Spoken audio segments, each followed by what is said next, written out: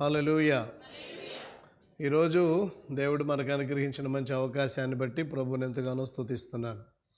నా దేవుని యొక్క వాక్యంలోనికి మనం వెళ్ళే ముందు ఇంతకుముందు ఏం జరిగిందో ఒకసారి తెలుసుకునే ప్రయత్నం చేద్దాం.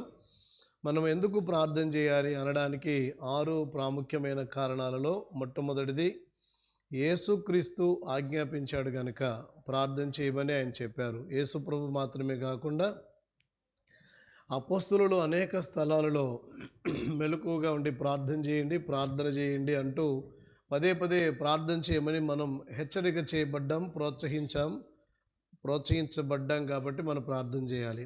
రెండవది, మనం శోధనలో ప్రవేశించకుండా ఉండే నిమిత్తమై ప్రార్థన చేయాలి. చాలామంది శోధనలో పడ్డాక శోధన తొలగిపోయేటట్లు సహాయం చేయమని మనం ప్రార్థన చేస్తాం. అలా కాకుండా శోధనలో పడకముందే యేసు ప్రభువారు చెప్పారు, మీరు శోధనలో ప్రవేశించకుండా నిమిత్తమై మెలకువగలిగి ప్రార్థన చేయండి అని. అండ్ మూడవదిగా, ప్రభువు నుండి మనం పొందడానికి ప్రార్థన చేయాలి. అడిగి మీరు పొందండి. అడగకుండా ఉండడం మూలంగానే మీరు పొందడం లేదు. మీరు పొందాలంటే అడగాలి.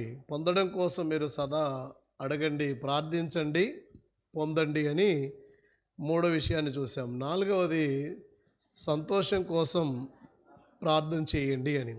మీరు ఇంతకుముందు నా నామం పేరిట ఏది అడగలేదు, ఇప్పుడు అడగండి, మీ సంతోషం పరిపూర్ణమయ్యేటట్లుగా అడగండి అని.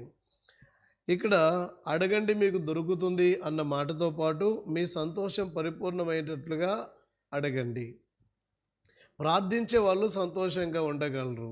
కష్టాలు, కన్నీళ్ళు, కడగండ్లు, ఇబ్బందులు ఎన్ని ఉన్నా ఆయన సాన్నిధ్యంలోనికి వెళ్ళి కాసేపు గడిపి కన్నీరు మున్నీరుగా కార్చి బయటకు వస్తున్న మొహమింత ఉబ్బి వాచి కళ్ళు బాగా ఉబ్బెత్తుగా కనబడుతున్నా వచ్చేటప్పుడు మనిషిలో ఆనందం, సంతోషం, దేవుని సన్నిధిలో ఉన్న అనుభూతిని అనుభవిస్తాడు.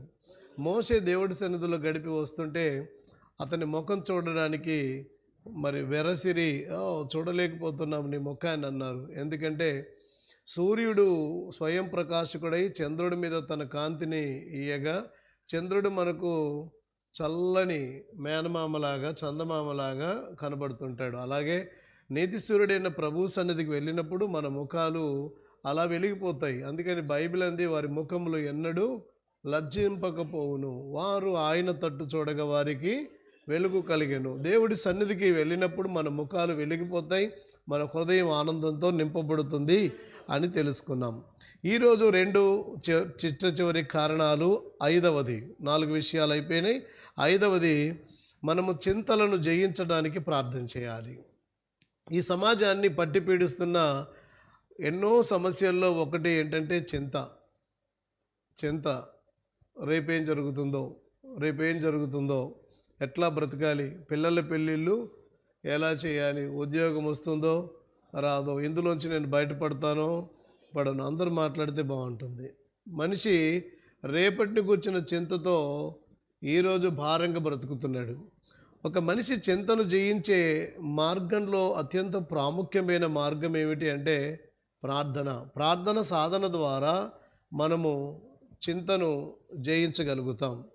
చింతను గురించి ఒక వ్యక్తి ఇలాగన చెప్తున్నాడు, చనిపోయిన శవాన్ని కాల్చే దాని పేరు చితి అయితే, శవాన్ని కాల్చి బూడిద చేస్తుంది చితి, కానీ బ్రతికున్న మనిషిని నిట్ట నిలువున దహించి బూడిదగా మార్చేది చింత అన్నాడు. చింత చితి కంటే కూడా డేంజర్. చచ్చిన శవాన్ని కాల్చే దాని పేరు చితి అయితే, బ్రతికున్న మనిషిని నిట్ట నిలువున దహింపజేస్తూ బూడిదగా మార్చే దాని పేరు చింత అత్యంత ప్రమాద కారణం. చింత అత్యంత భయానకమైనటువంటి విషయం. చింతను గురించి ఒక భక్తుడు ఇలా చెప్తున్నాడు, చింత అనేది ఉయ్యాల లాంటిదంట. మీరు అక్కడక్కడ చూసే ఉంటారు, ఉయ్యాల్లో కూర్చొని ఊగుతుంటే ముందుకు వెనక్కి చెప్పాలి, ముందుకి వెనక్కి ఊగుతూ ఉంటుంది. వెనక్కి ముందుకి ఆ ఊపుతున్నంత వరకు, వెనకమాల ఎవరైనా ఊపినా లేదు, మీకు మీరుగా ఊగినా హాయిగా ఉంటుంది కదా. అయితే ఒక 50 ఫర్లాంగులు కూడా ముందుకు వెళ్ళదు, చెప్పాలి 50 గజాలు కూడా నిన్ను అది ముందుకు తీసుకెళ్ళదు. మనం చింతించడం మూలంగా అలాగే ఉంటాం. చింతించడం మూలంగా ఒక మనిషి ఉయ్యాలలో కూర్చొని ఊగినట్టుగా ముందుకు వెనక్కి అక్కడే ఉంటాడు తప్ప 50 ఫర్లాంగులో లేకపోతే ఒక 50 గజాలో ముందుకి వెళ్ళలేడు. చింతించే మనిషి ఎప్పుడు కూడా ముందుకు వెళ్ళడం అన్నది అసాధ్యం. అందుకని బైబిల్ ఏమని చెప్తుంది అంటే, మీ చింత అంతటిని దేవుని మీద వేయండి అని. దేవుని మీద వేయండి అంటే మనం ఎలా వేయగలం దేవుడి మీద? మీ చింత యావత్తు స్పష్టంగా దేవుడు మాట్లాడాడు. మీ చింత యావత్తు ఆయన మీద, ఆయన మిమ్మల్ని గురించి చింతించుచున్నాడు. పేతురు రాసిన మొదటి పత్రిక 5వ అధ్యాయంలో చెప్పాడు, ఆయన మిమ్మల్ని గురించి చింతించుచున్నాడు కనుక మీ చింత యావత్తు ఆయన మీద. మన చింతను, మన యావత్తు అంటే మళ్ళీ యావత్తు, మావత్తు, చావత్తు, గావత్తు కాదు, మొత్తం అంతా అని అర్థం. యావత్తు అంటే ఏంటి? మొత్తం అంతటిని ఆయన మీద వెయ్యండి అని. మనము మన చింతని దేవుని మీద ఎలా వెయ్యగలమంటే అది ఒకే ఒక్క మార్గము, నీవు మోకరించి దేవుడి సన్నిధికి వచ్చినప్పుడు మాత్రమే. ప్రార్థనలో నీ చింత యావత్తుని, మొత్తం అంతటిని నీవు ఆయన మీద వేయగలుగుతావు. అందుకని చింత యావత్తు ఆయన మీద వేయండి అని. ఫిలిప్పీ పత్రికలో అపోస్తలుడైన పౌలు 4వ అధ్యాయం 6 నుండి చూద్దాం ఒకసారి. 4వ అధ్యాయం 4 నుండి మనం గమనిస్తే 6 నుండి 7 గమనిద్దాం. 6 నుంచి 7 చూస్తే, దేనిని గూర్చియు చింతపడకుడి కానీ ప్రతి విషయంలోనూ ప్రార్థన విజ్ఞాపనముల చేత కృతజ్ఞతాపూర్వకంగా మీ విన్నపాలు దేవునికి తెలియజేయండి. అప్పుడు సమస్త జ్ఞానమునకు మించిన దేవుని సమాధానము యేసుక్రీస్తు వలన మీ హృదయములకు, మీ తలంపులకు కావలి ఉండును. ఒక వ్యక్తి చింతిస్తూ కూర్చోవటం కాదటండి. దేనిని గూర్చి చింతపడకండి. దేనిని గూర్చి అంటే ఏదైనా, ఉద్యోగమైనా, వ్యాపారమైనా, పిల్లలైనా, వివాహాలైనా, బాధ్యతలైనా, మరేవైనప్పటికీ దేనిని గూర్చి అయినను మీరు చింతపడకండి. ఏమి తిందుమా, ఏమి త్రాగుదుమా, ఏమి ధరించుకుందుమా, ఎట్లా అవసరం, ఎట్లా, దేనిని గూర్చి పడకండి మీరు. దేనిని గూర్చి, ఇది అది కాదు, ఉన్నదాన్ని బట్టి లేని దాన్ని బట్టి నాకు ఇంతే ఉంది అని చింతపడకండి. ఏదో కావాలి అని చింతపడకండి. చింత చితి లాంటిది, మిమ్మల్ని కాల్చేస్తుంది, బూడిదగా మారుస్తుంది. చింతపడకండి. చింతించడం వల్ల నీకు ఉపయోగం ఏమీ లేదు. నీవు మూరెడు ఎక్కువ కాలేవు, జేనెడు పెరగలేవు, తెలుపును నలుపుగా చేయలేవు, నలుపును నీవు తెలుపు వెంట్రుకగా మార్చలేవు.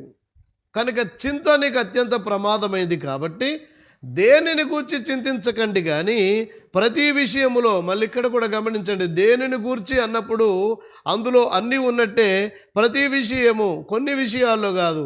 చెప్పండి, ప్రతి విషయములోను. దేనిని గూర్చి అయినా, ఏ విషయమును గూర్చి అయినా, ప్రతి విషయములోనూ నువ్వేం చేయాలి అంటుంది దేవుని వాక్యం. ప్రార్థన విజ్ఞాపనముల చేత కృతజ్ఞతాపూర్వకంగా మీ విన్నపాలు దేవునికి తెలియజేయండి.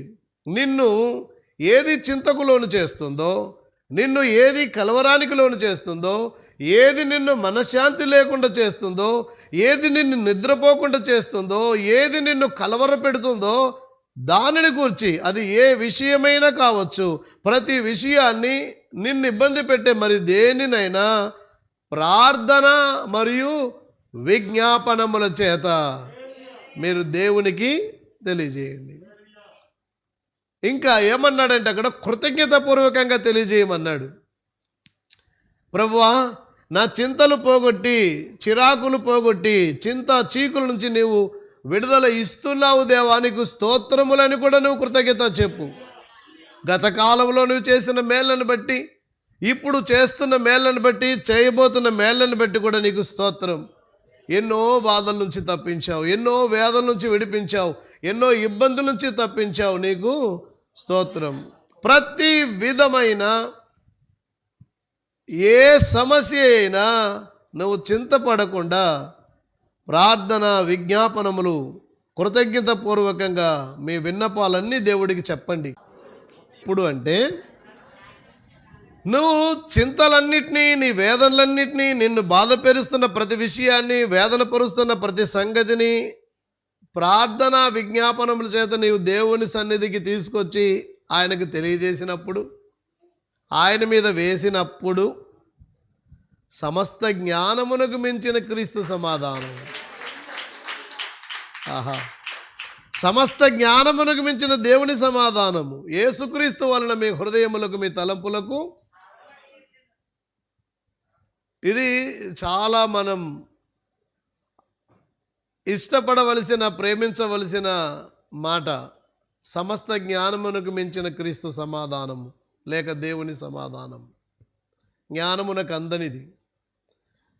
ఈ చింత ఎలా బయటపడాలి, ఈ చీకు ఎలా బయటపడాలి, ఈ చిరాకు నుంచి నేను ఎలా బయటపడాలి, ఏ మనిషి యొక్క జ్ఞానము చెయ్యలేనిది. మనకు చాలామంది సైక్రాటిస్టులు, సైకాలజిస్టులు ఉన్నారు, కౌన్సిలర్స్ ఉన్నారు. వారు మంచిగా ఉపదేశం చెప్తారు. మన సమస్య నుంచి ఎలా బయటపడాలో కౌన్సిలర్స్ ఉంటారు, కొంతమంది సైకాలజిస్టులు ఉంటారు. హ్యూమన్ సైకాలజీని బాగా చదివి మనకు సలహాలు చెప్పేవాళ్ళు ఉంటారు. వాళ్ళందరూ జ్ఞానులు, వారు బాగా చదివారు. హ్యూమన్ సైకాలజీని, మనిషి యొక్క మనస్తత్వాన్ని చదివారు. మనస్తత్వ శాస్త్రవేత్తలు, మేధావులు, విద్యావేత్తలు, ఆయా రంగాలలో నిపుణులు, వీరందరూ జ్ఞానవంతులు. వారి దగ్గరికి వెళ్ళి నువ్వు చెప్పుకున్న పరిష్కారం కాని ఒక సమస్య సమస్త జ్ఞానమునకు మించిన క్రీస్తు సమాధానం. మీకు ఆస్తి సంబంధమైన వివాదాలు లేదా గొడవలు వస్తే మీరు వకీలు దగ్గరికి వెళ్తారు, లేదా లాయర్ దగ్గరికి వెళ్తారు కదా, ఎందుకంటే అందులో అతడు నిష్ణాతుడు. ఆరోగ్య సమస్యలు మీకుంటే మీరు డాక్టర్ దగ్గరికి వెళ్తారు. ఎస్ఆర్ను చెప్పాలి, ఎందుకంటే దానికి సంబంధించిన జ్ఞానాన్ని అతను ఆర్జించి ఉన్నాడు.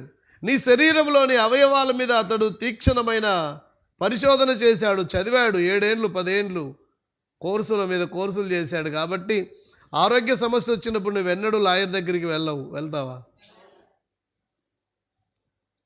డాక్టర్ దగ్గరికే వెళ్తావు. ఎందుకంటే అతనికి నీ సమస్యకు పరిష్కారం ఇవ్వగలిగిన, వైద్యము చేయగలిగిన జ్ఞానం ఉన్నది కాబట్టి.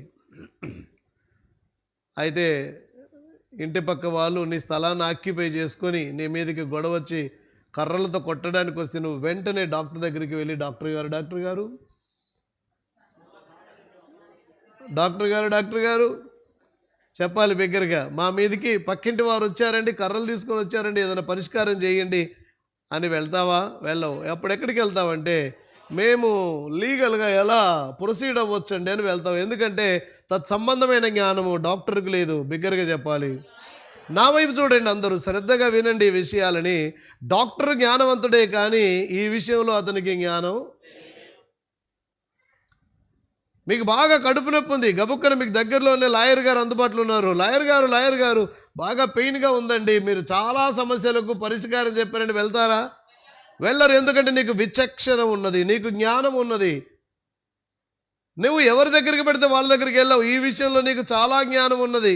వారు ఆ తత్సంబంధితమైన విషయాల్లో ఎలా జ్ఞానం కలిగిన వారో, నువ్వు ఎవరి దగ్గరికి వెళ్ళాలో నీకు కూడా జ్ఞానం ఉన్నది. అందుకని నీ ఆస్తి వివాదాల దగ్గర లాయర్ దగ్గరికి వెళ్తావు, ఆరోగ్య సమస్యలకు వచ్చేసరికి బిగ్గరగా చెప్పాలి డాక్టర్ దగ్గరికి వెళ్తావు. ఇక ప్రొఫెషన్స్ అన్నీ చెప్పుకుంటూ పోతే సమయం చాలదు. ఏ సమస్య అయితే ఉందో తత్సంబంధమితమైన వ్యక్తులు ఎవరు, అక్కడికి వెళ్ళిపోతావు. నీకు సంబంధించినటువంటి సమస్య ఎక్కడ పరిష్కారం అవుతుంది? కొన్ని రాజకీయ నాయకుల దగ్గర అవుతాయి, కొన్ని పోలీస్ డిపార్ట్మెంట్ దగ్గర అవుతాయి, మరికొన్ని అదిగో పలాని పెద్దల దగ్గర అవుతాయి. నువ్వు అక్కడికి వెళ్ళిపోతావు. వారు ఎలా మీకు సహాయం చేయగలరంటే వారి జ్ఞానాన్ని బట్టి. ఎస్ఆర్నో, వారికి ఉన్న విశేషమైన జ్ఞానాన్ని బట్టి, వారి చదువును బట్టి, వారికి ఉన్నటువంటి ఇతరత్ర అవగాహనను బట్టి నీకు సహాయం చేయగలరు. కానీ ఇక్కడ ఒక ఆయన ఉన్నాడు, ఒక లాయర్ దగ్గర ఉన్న జ్ఞానము, ఒక డాక్టర్ దగ్గర ఉన్న జ్ఞానము, ఒక రాజకీయ నాయకుడి దగ్గర ఉన్న జ్ఞానము, ఒక పోలీసు డిపార్ట్మెంట్లో ఉన్న జ్ఞానము, లేకపోతే విశ్వంలో జ్ఞానం ఉన్నది అని చెప్పుకొనే ఏ వ్యక్తి కన్నా మించిన జ్ఞానము కలిగిన వాడు, సకల ఐశ్వర్యాలకు కారకుడు, బుద్ధి జ్ఞానముల సర్వ సంపదలు గుప్తమై ఉన్న దేవుడు. అందరూ చెప్పండి, సమస్త జ్ఞానమునకు మించిన దేవుని సమాధానము మీ హృదయములకు మీ తలంపులకు కావలి ఉండును. ఆమేన్, ఆమేన్. ఆల్ ఇన్ వన్ అని మనం 10th క్లాస్ చదివేటప్పుడు గైడ్ కొనుక్కునే వాళ్ళం. ఏందది? ఆల్ ఇన్ 2 ఇన్ 1 పోయినాయి. 2 in 1 కాదు ఇప్పుడు మనకన్నీ ఆల్ ఇన్ 1. ఇదేంది? All in 1. ఇందులో దేవుని వాక్యం ఉంది. దేవుని వాక్యం పక్కనే సినిమా ఉంది. లోకంలో ఏం జరుగుతుందో సఫారీ ఏదో ఒకటి, మీ ప్లే స్టోరు ఏవో ఉంటాయి కదా, అన్నీ ఉన్నాయి కదా. అందుకని మొబైల్ అంటే నాకు ప్రాణం. మొబైల్ లేక నేను ఉండలేను కదా. యెహోవా నా కాపరి, నాకు లేమి కలగదు పోయింది. మొబైలే నా కాపరి, అది లేకుండా నేను ఉండలేను. ఆల్ ఇన్ వన్లో వచ్చేసాయి మనకి. కానీ మీకు తెలుసా, విశాల విశ్వాన్ని, అందలి సమస్తాన్ని, సకల చరాచర జగత్తును నోటి మాటతో కలజేసిన శక్తిమంతుడు, సర్వ సంపదలకు గని, సమస్త జ్ఞానములకు మించిన దేవుడు నీకు సహాయం చేయడానికి సిద్ధంగా ఉన్నాడు. నువ్వు ఎలా పొందగలవంటే, నువ్వు ఆయన సన్నిధికి వచ్చి నీ చింత యావత్తును ఆయన మీద ప్రార్థనలో వేసి ఆయనకి సమర్పించడం ద్వారా. చింతించేవాడు ఆయుష్ను తగ్గించుకుంటున్నాడు. మీలో ఎవడును చింతించడం వల్ల తన ఎత్తు మూరెడు ఎక్కువ చేసుకొనగలడు. మత్తయి 6:27. చింతించేవాడు అన్యుల వలె జీవిస్తాడు. లూకాసు వార్త 12వ అధ్యాయము 30వ వాక్యం. ఈ లోకపు జనులు, ఈ ప్రత్యేకమైన మాట మత్తయి కానీ మార్కు కానీ రాయలేదు, లూకాని రాశాడు. ఏమని రాశాడు? ఈ లోకపు జనులు వీటన్నిటిని వెతుకుదురు. అబ్బా, ఎంత మంచి మాట అండి. అందరు చెప్పాలి. ఈ లోకపు. మత్తయి ఏం రాశాడంటే అన్యజనులు అని రాశాడు. ఏమన్నాడు? అన్యజనులు అంటే మనకు అర్థమై సావదు. ఏందో అన్యజనులు అంటే వాళ్ళు ఏమన్నా ఒక కులమేమో అనుకుంటాం మనం. ఏండి, ఏ జనులట? తమ్ముడు ఇక్కడ ఏమన్నాడు? లూకా 12:30లో ఈ లోకపు జనులు, ఈ లోకపు జనులు, ఈ మతము ఆ మతం కాదు, ఈ జాతి ఆ జాతి కాదు, ఈ రంగు ఆ రంగు కాదు, ఈ లోకపు జనులు, అన్యజనులు అని మత్తయి రాస్తే లూకా రాస్తున్నాడు ఈ లోకపు జనులు వీటన్నిటిని గూర్చి వెదుకుదురు, చింతించుదురు. అయితే ఇవన్నీ మీకు కావాలనని మీ తండ్రికి బిగ్గరగా ఆమెన్ చెప్పండి. ఆమెన్. ఎంత సంతోషంగా ఉంది మాట చెప్పడానికి నాకు. ఈ లోకపు జనులు ఏది వెతుకుతారు? ఈ లోకపు జనులు దేని గురించి చింతిస్తారు? ఆ లోకపు జనులు దాని గురించి చింతించరు. మీరు ఈ లోకమా ఆ లోకమా? మేము ఈ లోకం కాదు ఆ లోకం కాదండి, మేము మా లోకం. యేసయ్యా వీడు పెద్ద మా లోకం కాడరా అంటుంటారు. అంటే వీడిది ఈ లోకం కాదు, దగ్గరగా చెప్పాలి. వీడిది ఈ లోకం కాదు ఆ లోకం కాదు, వీడు పెద్ద మా లోకం కాడు. ఈ లోకపు జనులు దేని గురించి చింతిస్తారో దాన్ని గురించి చింతించేవాడు మా లోకం కాడు. ఎవరండి? మీరు ఆ లోకం వల్ల. అయితే మీరు క్రీస్తునందు లేపబడినట్లే పైనున్న వాటిని వెతుకుడి కానీ భూ సంబంధమైన వాటిని వెతకకండి అన్నాడు. మీ చూపు పైకే ఉండాలి కానీ చెప్పాలి కిందకి ఉండకూడదు. ఒక జీవి ఉంటుంది, అది ఎప్పుడు కిందకే చూస్తుంది, ఒక్కసారే పైకి చూస్తుందంట. సైకిల్ మీద కట్టినప్పుడే,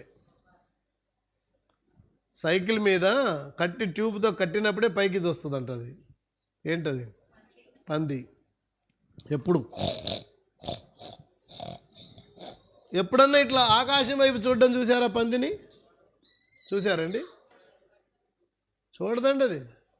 ఎప్పుడు కింద చూపు అన్నమాట అండి. ఎప్పుడు చూస్తుందంటే దాన్ని కట్ చేయడానికి వలేసి పట్టుకుంటుంటారు. మన దగ్గర చాలా పట్టేసి ఇట్ట ఎల్లికలు పడుకోబెట్టి ట్యూబ్తో కడుతుంటారు. అప్పుడు ఇట్ట చూస్తుంటుంది పైకి, ఆహా ఇంత ఉందా ఆకాశం అని.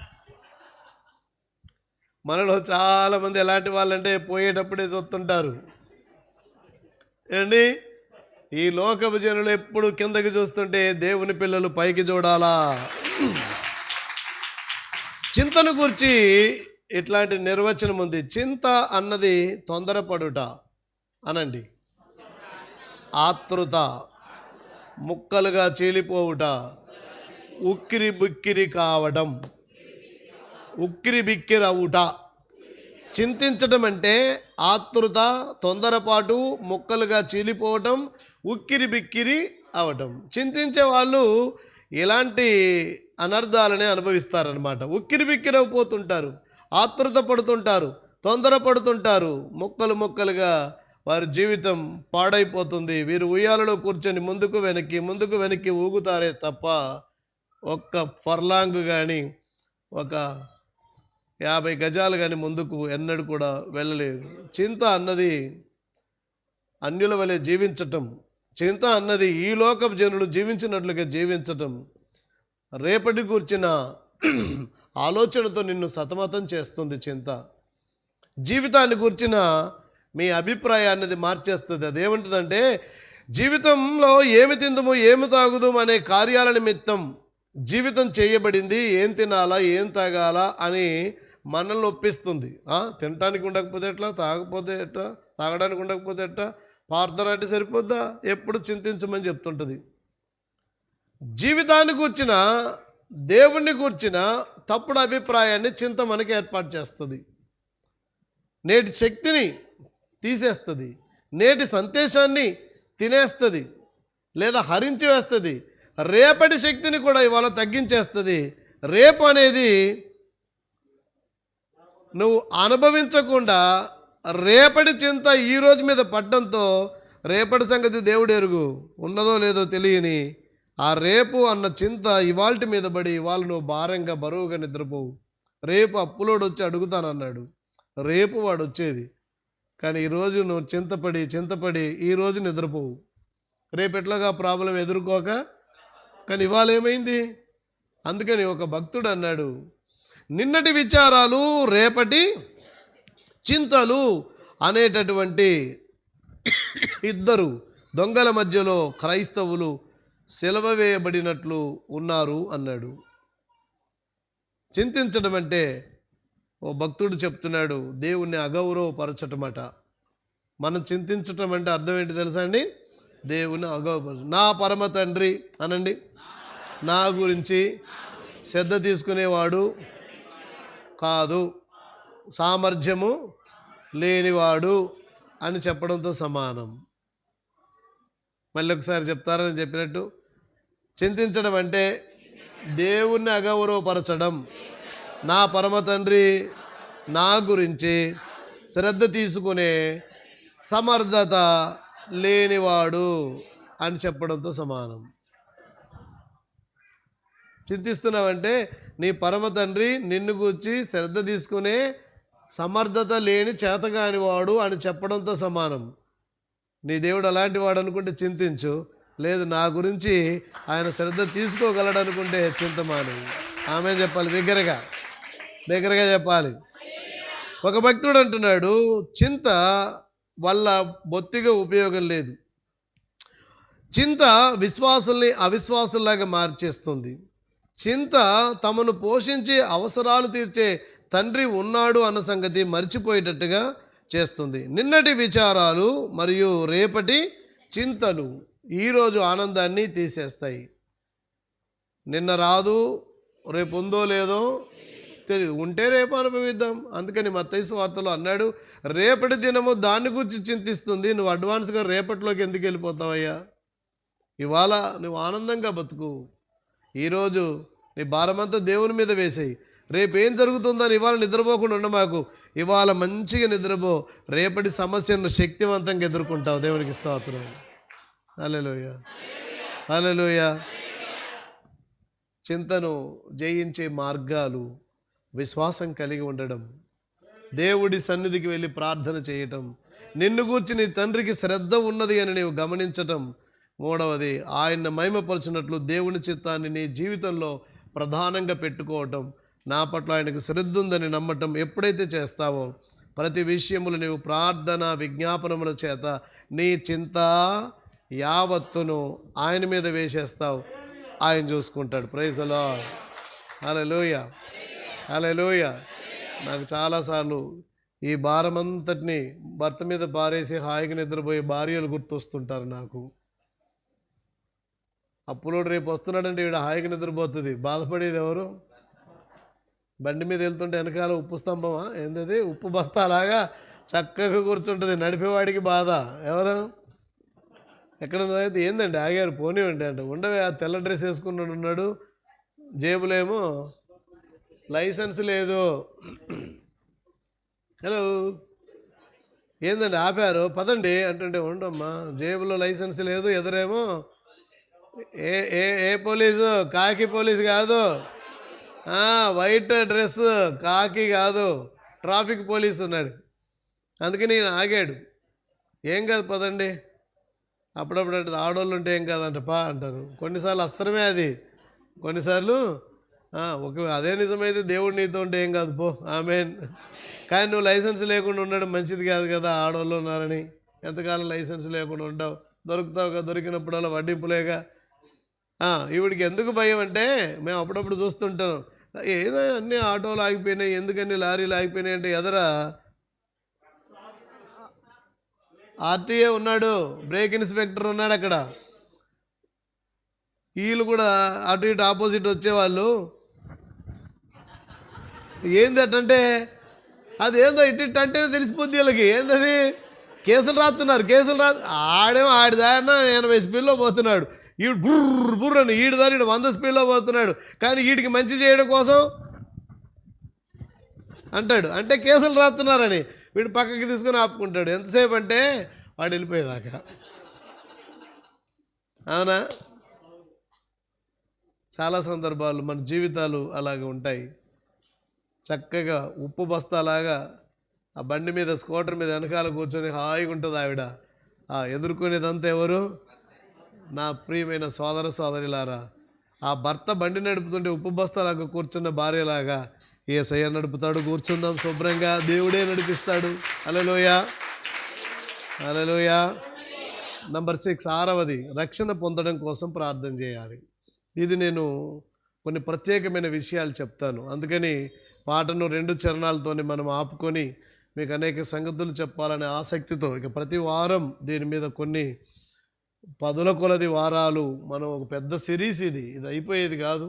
మీరందరినీ ఎంకరేజ్ చేసి ఎక్కువ సంఖ్యలో ప్రజలు వచ్చేటట్టుగా ప్రోత్సహించాలి. ఎన్నడూ గత కాలంలో విననటువంటి ఒక సబ్జెక్టును మనం ధ్యానం చేయబోతున్నాం కాబట్టి ప్రతి వారం దీవెనగా ఉండబోతుంది.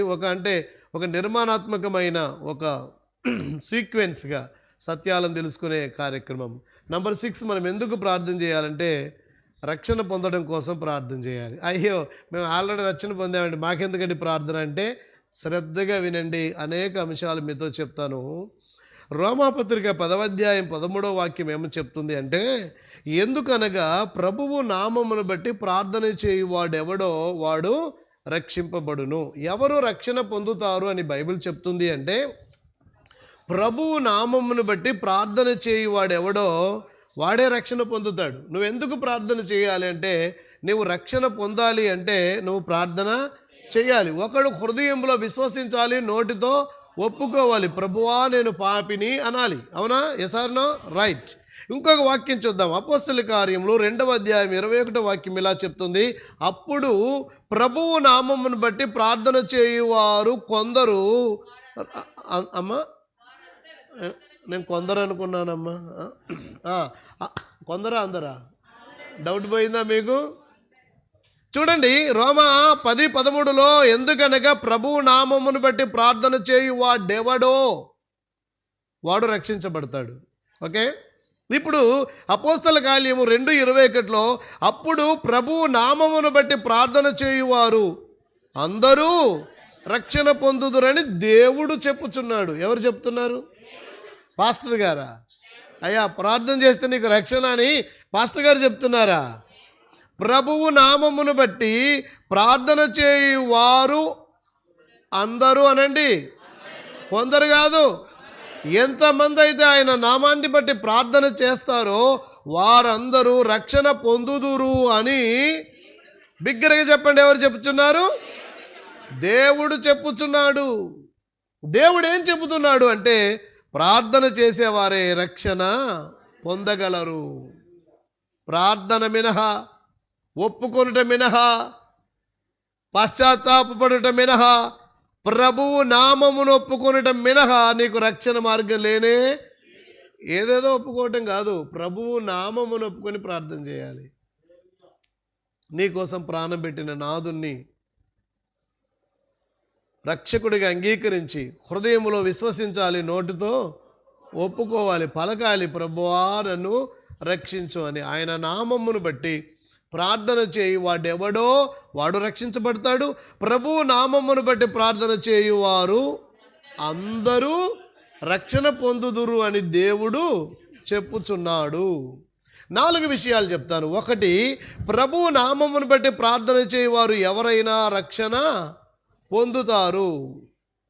ప్రార్థించుట ద్వారా రక్షణ పొందగలమని వచనాలు చెప్తున్నాయి. 1, ప్రార్థించుట ద్వారా, బిగ్గరగా చెప్పండి, రక్షణ పొందగలమని ఈ వాక్యం చెప్తుంది. 2, ప్రతి వ్యక్తి రక్షించబడడానికి తన కొరకు ప్రార్థించేవారు ఉండటం అనేది జరిగింది.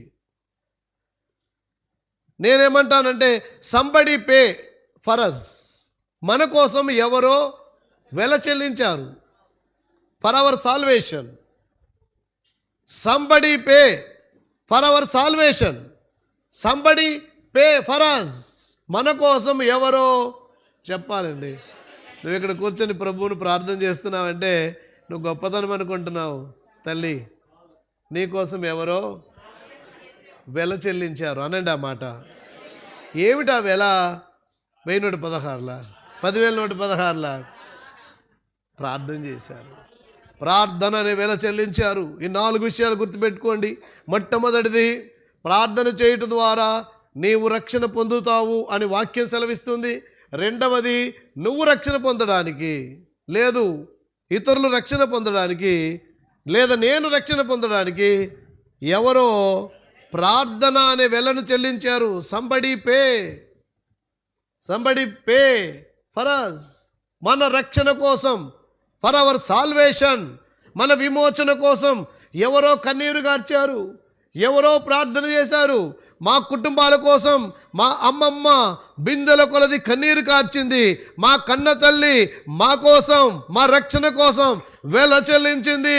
సంబడి పే, నీ కోసం నీకు తెలియని వ్యక్తులు కన్నీరు కార్చారు. హల్లెలూయా. ఆ మాట చెప్పడానికి నేను ఎంతో కృతజ్ఞత కలిగి ఉన్నాను. నా కోసం ఎవరో ప్రార్థన చేశారు, నా కోసం ఎవరో కన్నీరు కార్చారు, నా కోసం ఎవరో వెల చెల్లించారు. అందుకే నేను రక్షించబడ్డాను. నేను సేవలో నిలదొక్కున్నానంటే నా కోసం ఎవరో ప్రార్థన చేశారు. నా పిలుపు నిశ్చయతలో నేను నిలబడ్డానంటే నా కోసం ఎవరో ప్రార్థన చేశారు. నాకు తెలిసిన వాళ్ళు చేశారు, బిగ్గరగా చెప్పండి, తెలియని వారు కూడా. అందుకని ఎవరో నా కొరకు వెల చెల్లించారు.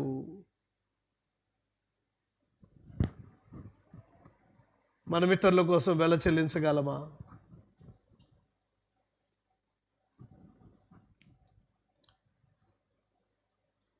చెప్తారా నా కోసం ఎవరు వెల చెల్లించారని?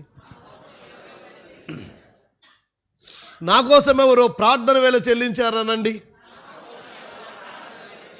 కొంతమంది అంటారు, మా కోసం, మా కుటుంబం కోసం పాస్టర్ గారు ఎంతో ప్రార్థన చేశారు, కన్నీరు గార్చారు, ఆయన వెల చెల్లించారు. మా అమ్మమ్మ నా కోసం ఎంతో ప్రార్థన చేసింది, వెల చెల్లించింది కదా. దేవుని పిల్లలారా, ప్రతి ఒక్క వ్యక్తి రక్షించబడడానికి ఆ వ్యక్తి కోసం ఎవరో వెల చెల్లించారు. ప్రార్థన చేసేవారు ఉండడం అన్నది జరిగింది. నువ్వు రక్షణ పొందావంటే ఊరికనే పొందలేదు. ఎవరో నీ కొరకు ప్రార్థన చేశారు. నెంబర్ 3, రక్షించబడిన ప్రతి ఒక్క వ్యక్తి కూడా రక్షణలో కొనసాగునట్లు ప్రతిరోజు ప్రార్థన చేయాలి. నువ్వు రక్షించబడ్డావు, కానీ రక్షణలో కొనసాగాలంటే నువ్వేం చేయాలి? బిగ్గరగా ఇంకొంచెం, ఇంకొద్దిగా. నా రక్షణను నేను కొనసాగించాలని నేనేం చేయాలి? ప్రతిరోజు, ఇది మూడో విషయం, ప్రతిరోజు నేను ప్రార్థన చేయాలి. ప్రభువా, నేను రక్షణలోంచి తప్పిపోకూడదు, నేను నిలబడాలి. జీవితకాలపు రక్షణ అనుభవం, బాప్తిసం పొందాం, డేట్ వేసేసుకున్నావు, స్టాంపు గుద్దేసావు, అయిపోయింది. ఇక జీవితకాలం అంతా సరిపోదు. నువ్వు రక్షణలో కొనసాగాలంటే నువ్వు నిరంతరం ప్రార్థన చేయాలి. నీ రక్షణ కొనసాగాలి. ఇకపోతే నీ రక్షణ సంపూర్ణం కావాలంటే ప్రార్థన చేయాలి. ఇలా చెప్తాను, నీవు నీ రక్షణను కొనసాగించాలన్నా, ఆ రక్షణ కార్యం ముగించాలన్నా, అంటే సంపూర్ణం కావాలన్నా నువ్వు ప్రతిరోజు ప్రార్థన చేయాలి. యేసు ప్రభువారు నీ రక్షణను సంపూర్ణం చేయడానికి రాబోతున్నారు. నువ్వు ఎప్పుడు రక్షణలో సంపూర్ణుడు అవుతావు? దీన్ని సాల్వేషన్ థియరీ అంటారు, సైంటిఫికేషన్ థియరీ అంటారు. నేను రక్షించబడుచూ ఉన్న సంపూర్ణ రక్షణలోకి వెళ్తా. ఆమేన్. బాప్తిసం పొందాను, పాపాలు ఒప్పుకున్నాను, రక్షించబడ్డా. ఇప్పుడు రక్షించబడుతూ ఉన్న సంపూర్ణ రక్షణలోకి వెళ్తా. ఎప్పుడు? నా యేసు వచ్చినప్పుడు, లేదా నేను ఈ లోకంలోంచి వెళ్ళిపోయినప్పుడు. ఈ రెండిట్లో ఏది ముందో తెలియదు. అంటే నీ ప్రభువు నీ రక్షణను సంపూర్ణం చేయడానికి రాబోతున్నాడు. ఆమేన్. రాబోతున్నాడు. ఆమేన్. అయితే ఆయన రాబోతున్నాడు, నీ రక్షణ సంపూర్ణం అవుద్ది, లేదా నువ్వు పోతావు, నీ రక్షణ సంపూర్ణం అవుద్ది. ఇక నువ్వు ప్రార్థన చేయాల్సిన అవసరం ఎప్పటిదాకా చేయాలంటే నువ్వు పోయేదాకా, లేదా ప్రభు నువ్వు పోయేదాకా అంటే బాధగా ఉందా? నేను పోయే వరకు, లేదా నా ప్రభువు, చెప్పండి, ఆయన రాకో నా పోకో చెప్పాలి. నేను పోవడమో ఆయన రావడమో, ఆయన రాకో నా పోకడో, ఆయన రాకడో నా పోకడో, ఏది ముందో తెలియదు. అది అయ్యే వరకు నేను ప్రార్థన చేయాలి. నంబర్ 4, ప్రపంచంలో ప్రతి వ్యక్తి రక్షించబడాలంటే ప్రార్థన చేయవారు లేకుండా రక్షించబడరు. కాబట్టి ఎవరో నీ కోసం వెల చెల్లించారు, కాబట్టి నీవు ఇతరుల కోసం వెల చెల్లించాలి. హల్లెలూయ, హల్లెలూయ, హల్లెలూయ. 4వది, నీవు ఇతరుల కోసం వెల చెల్లించాలి. ఎలా చెల్లించగలవు?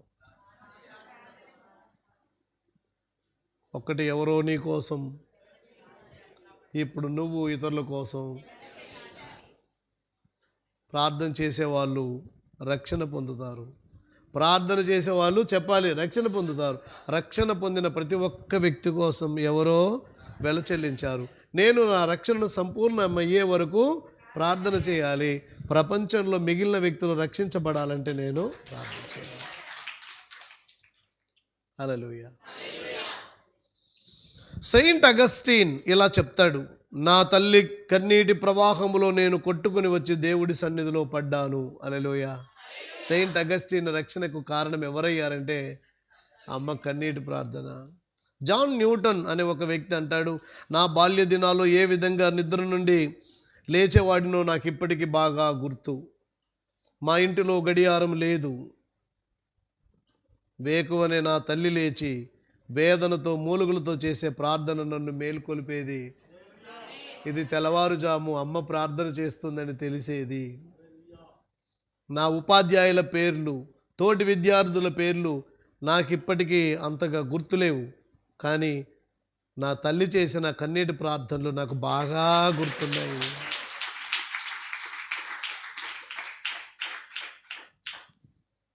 ప్రార్థనలో ఆమె కన్నీళ్లు ధారలు కట్టేవి. ఆమె కన్నీళ్ళ ఫలితంగా ఆమె సంతానంలో ప్రతి ఒక్కరూ దేవుని సేవకు ప్రతిష్ఠించబడ్డాం అన్నాడు జాన్ న్యూటన్. అమ్మ, పొద్దున్న లేచి ప్రార్థన చేయడం నీ పిల్లలు వింటున్నారా? పొద్దున్నే లేచి ప్రార్థన చేయడం నీ భర్త ఎప్పుడన్నా విన్నాడా? బాబు, లేవంగానే దేవుడి సన్నిధిలో ప్రార్థన చేయటం ఎన్నడన్నా నీ పిల్లలు విన్నారా?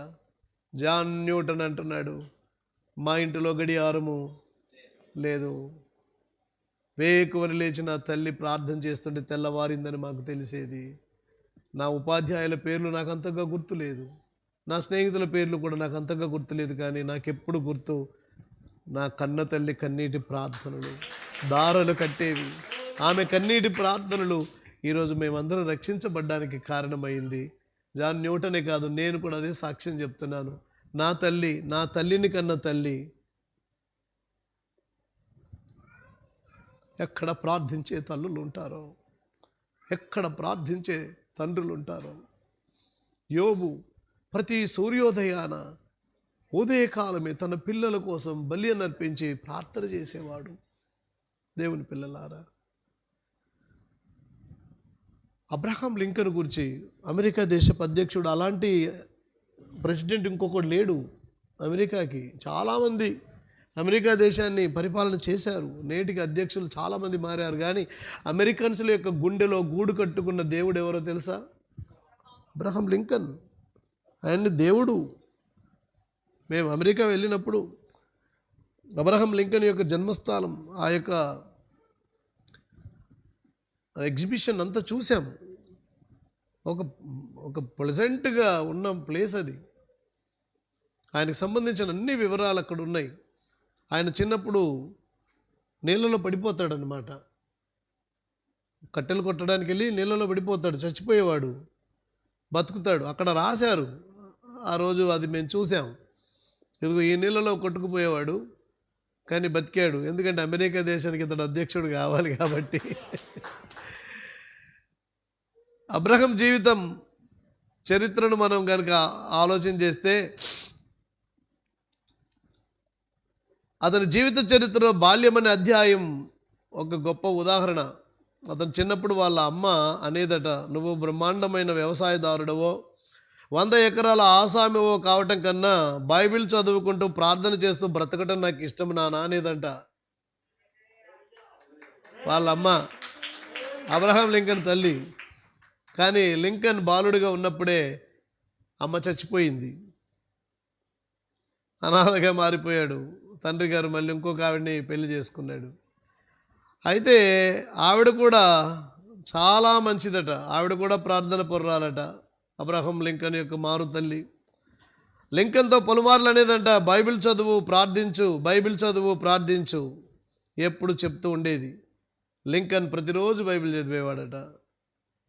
అటు కన్న తల్లి, ఇటు మారు తల్లి ఇద్దరు బైబిల్ చదువు ప్రార్థించు, బైబిల్ చదువు ప్రార్థించు, ప్రార్థించు, బైబిల్ చదువు, ఇది నిన్ను నడిపిస్తుందని చెప్పేవాళ్ళంట. పెద్దవాడైనప్పుడు అతడు భక్తుడు కావాలని ఆ ఇద్దరు తల్లుల ఆకాంక్ష. అయితే ఆయన మీరు చెప్పుకోదగిన పెద్ద భక్తుడు కాలేదు, కానీ భక్తుడిగా నిలిచి అమెరికా దేశానికి అధ్యక్షుడిగా మారడమే కాదు, ప్రజల హృదయాల్లో గూడు కట్టుకున్న ఉదాహరణగా మారాడు. దేవునికి స్తోత్రం. దీనికి గల కారణం ఏంటో తెలుసా? తల్లులు చేసిన ప్రార్థనలు. Amen, amen. అమ్మ తల్లులారా, మీకు ఒక తల్లి ఇలా సాక్ష్యం చెప్తుంది, నేను మా పాపకు స్నానం పోస్తూ. ప్రేయర్ అన్నది మన హృదయ వైఖరి కావాలి. ప్రార్థన చేయడానికి టైం లేదంటారు కొంతమంది. తమ్ముళ్ళు వినండి, అమ్మ సోదరిలారా, ప్రార్థన చేయడానికి ఏం లేదు, మనకి సమయం లేదంటారు. ఈ తల్లి అంటుంది, నేను మా పాపకు స్నానం పోస్తూ పాదములకున్న మురికి కడుగుతూ, ప్రభువా ప్రభువా ఈ పాదములు పరిశుద్ధముగా పరిశుద్ధ మార్గములో నడుచుగాక, ఇరుకు ద్వారములో నడుచున్నట్లు ఈ పాదములను స్వచ్ఛమైనవిగా సత్యమైనవిగా సత్యమైన మార్గములు నడుచున్నట్లుగా చేయుము అంటూ సబురుద్దేదట.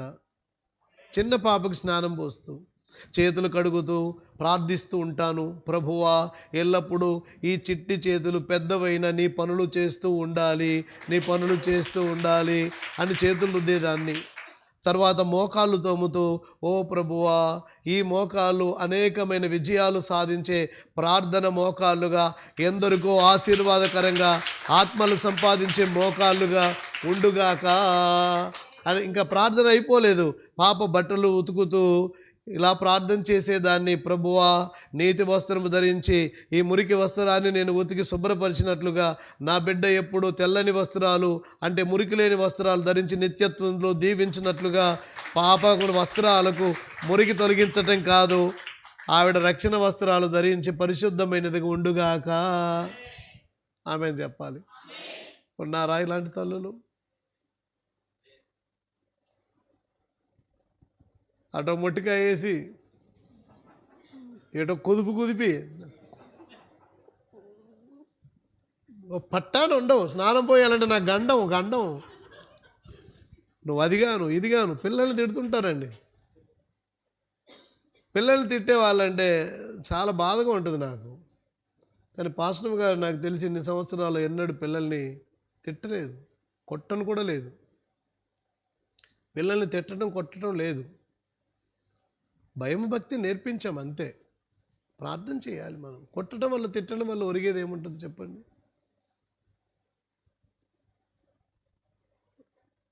స్నానం పోసేటప్పుడు కొట్టడే, తినకపోతే కూడా కొడుతుంటారు కొంతమంది తల్లులు, ఓపిక మంత్రాళ్ళు.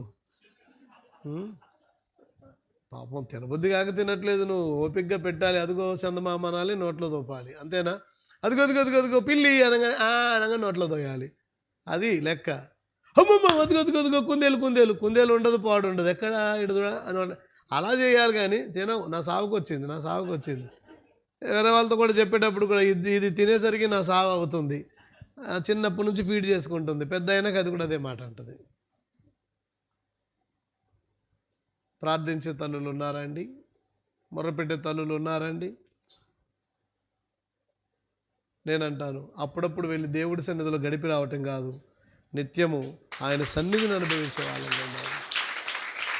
నేనంటాను, కారు నడుపుకుంటూ ప్రార్థన చేయవచ్చు అని. ఈ మాట విని మా గోపుకుని మీరు ఎవరైనా స్తోత్రం అన్నారంటే వెళ్ళిపోతారు. కళ్ళు తెరిచే ప్రార్థన చేయవచ్చు, బండి నడుపుకుంటూ ప్రార్థన చేయవచ్చు, దేవానికి స్తోత్రములని. మీరు ప్రార్థన చేయడానికి అనేక అంశాలు రోడ్డు మీద ఉంటాయి, మార్గదర్శక సూత్రాలు ఉంటాయి. ఇటు టర్న్ చేయమని దాన్ని చూసినప్పుడు నువ్వు దేవుని స్తుతించవచ్చు. ప్రభువా, ఇక్కడ ఒక మలుపు ఉన్నది, ఎడమ ప్రక్క తిరుగుము, అపాయం అని చెప్పబడుతున్న ఈ సూత్రాలను బట్టి నిన్ను స్తుతిస్తున్నాను. ఆ మార్గదర్శకాలను చూసి నేను ఇప్పుడు ఎడమ ఇరుకు వంతెనగా ఉన్నది, ఆ సింబల్స్ ఉంటే వాటిని బట్టి నేను నడుస్తున్నాను. నాకు నీ దివ్య వాక్యంలో అనేకమైన మార్గదర్శకాలను ఇచ్చావు, నేను ఎలా నడవాలో నాకు చెప్పావు, నీకు స్తోత్రం అంటూ వెళ్ళొచ్చు కదా మనం. హల్లెలూయా. ప్రార్థన అంటే వెళ్ళిపోయేదో మోకరించి చేయడం మాత్రమే కాదు, ప్రేయర్ అన్నది మన హృదయ వైఖరి అవుగాక. ఆమేన్ చెప్పాలి. దేవుడు మనతో మాట్లాడుతున్న ఈ శుభదినాలు ఎంతటితో ఈ చాప్టర్ క్లోజ్ చేద్దాం. వచ్చే వారం పలు విధములైన ప్రార్థనలు అన్న కొత్త సబ్జెక్టును మీ దగ్గరికి చాప్టర్ 3 3వ అధ్యాయాన్ని తీసుకొస్తాను. 3వ అధ్యాయం పలు విధములైన ప్రార్థనలు. ఎన్ని రకాలు ఉన్నాయి ప్రార్థనలు? మనం ఎలా చేయాలి ప్రార్థనలు? ఏ ప్రార్థన ఏం చేసి పెడుతుంది? అవన్నీ కొన్ని వారాల పాటు చూడబోతున్నాం. ఆ తర్వాత మనం ఎలా ప్రార్థన చేయకూడదో కూడా చూద్దాం. అదో 10 వారాలు పడుతుంది. ఇదొక ఎన్ని వారాలు పడుతుందో తెలియదు. ఇంకా వరుసనేక మనం వెళ్ళిపోతూ ఉంటాం. ఎవరు డోంట్ మిస్, రాకుండా ఉండొద్దు. రండి, ప్రార్థనలో గడపండి. సోదరులు నేను అభినందిస్తున్నాను. శుక్రవారం ప్రార్థనకి ఎంతమంది సోదరులు రావడం చాలా గొప్ప సంగతి. వచ్చే వారం మరింత సంఖ్య పెరుగును కాక. మీరు ఇతరులను ప్రోత్సహించండి. ప్రార్థనలో గడపడమే మనకు విజయం. ఈరోజు 4 అత్యంత ప్రాముఖ్యమైన విషయాలు ఈ 2వ విభాగంలో రక్షణ పొందడం గురించి చెప్పాను. గతంలో ఎన్నడూ కూడా ఈ సీక్వెన్స్ను మనం అంటే ఎప్పుడు కూడా వినేవే వింటాం, వినకుండా చెప్పిన మాటలు చెప్పకుండా ఏమీ ఉండవు. కానీ ఒక సీక్వెన్స్గా మనం తెలుసుకుంది ఏంటంటే ప్రార్థన ద్వారా మనం రక్షణ పొందుతాం. చెప్పండి అందరూ, ప్రార్థన మన కోసం ఎవరో చేయటం మూలంగా రక్షణ పొందాం. చెప్పాలి బిగ్గరగా. మన రక్షణ కొనసాగడానికి, సంపూర్ణం కావడానికి మనం ప్రార్థన చేయాలి. ఇతరులు, ప్రపంచంలో ఇతర వ్యక్తులు రక్షించబడాలంటే మనము ప్రార్థన చేయాలి. వెరసి 6వ విషయాన్ని ఏం చూసామంటే ప్రార్థన ఎందుకు చేయాలంటే రక్షణ పొందుటకు చేయాలి. 5వ విషయం ఏంటంటే చింతను జయించడానికి ప్రార్థన చేయాలి. అందరూ బిగ్గరగా చెప్పండి. నంబర్ 1, యేసుక్రీస్తు ప్రార్థన చేయమని ఆజ్ఞాపించారు కనుక మనం ప్రార్థన చేయాలి. నంబర్ 2 చెప్పండి, శోధనలో ప్రవేశించకుండా ఉండునట్లుగా ప్రార్థించాలి. నంబర్ 3 చెప్పండి, ప్రభువు నుండి పొందడం కోసం మనం ప్రార్థన చేయాలి. నంబర్ 4 చెప్పండి, మనం సంతోషంగా ఉండాలి అంటే ప్రార్థన చేయాలి. నంబర్ 5 చెప్పండి, చింతలను జయించడానికి మనం ప్రార్థన చేయాలి. నంబర్ 6 చెప్పండి, రక్షణ పొందాలంటే మనము ప్రార్థన